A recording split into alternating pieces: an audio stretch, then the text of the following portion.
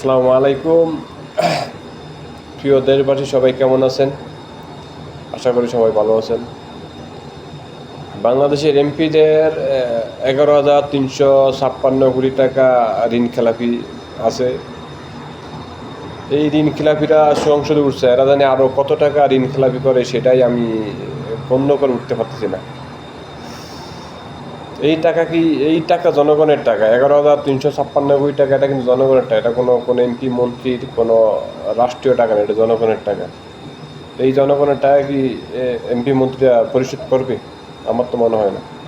এরা ক্ষমতায় গেছে, এরা আরও 11,300 কোটি টাকা বর্তমানে ঋণ খেলাপি করছে, এবং আরও কত লাখ কোটি টাকা যে ঋণ খেলাপি করবে তার কোনো হিসাবের বাইরে।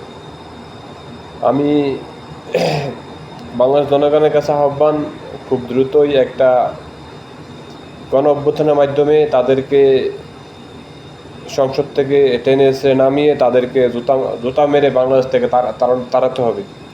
এদেরকে উগান্ডা পাঠাতে হবে, এদেরকে বাংলাদেশে রাখা যাবে না। খুব দ্রুত একটা গণ অভ্যুত্থান করতে হবে। এরা বাংলাদেশের জনগণের সাথে গাদ্দারি করছে, গণভোট নিয়ে গাদ্দারি করছে। গণভোট নট অফ দিছে বিদায়ী তো গণভোট দেওয়া হয়েছে।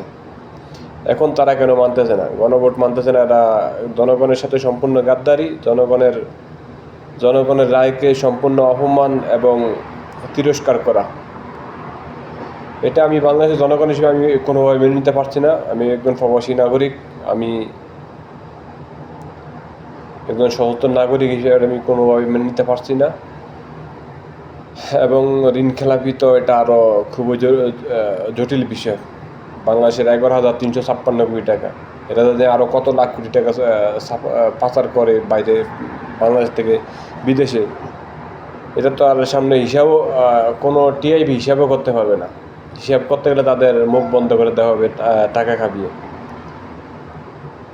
যেমন শেখ হাসিনার আমলে কে কত টাকা আত্মসাৎ করছে কেউ বলতে পারে না। যখন শেখ হাসিনা ক্ষমতায় আছে, তারপরে তাদের কে কত টাকা আত্মসাৎ করছে তখন তার হিসাব বের হয়েছে।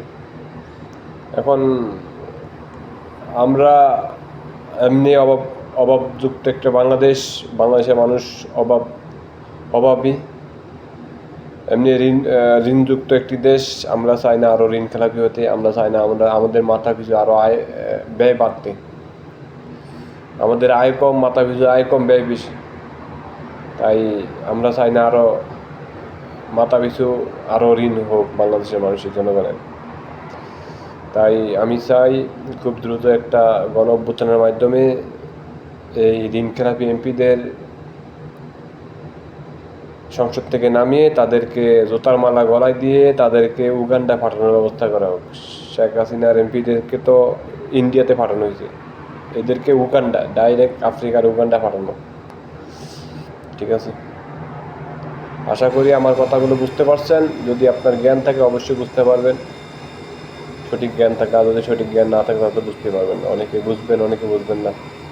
অনেকের ভালো লাগবে, অনেকের ভালো লাগবে না। কারণ বিএনপির লোকদের কাছে ভালো লাগবে না, তারা তো তাদের দলকে পছন্দ করবেই তাদের কাছে।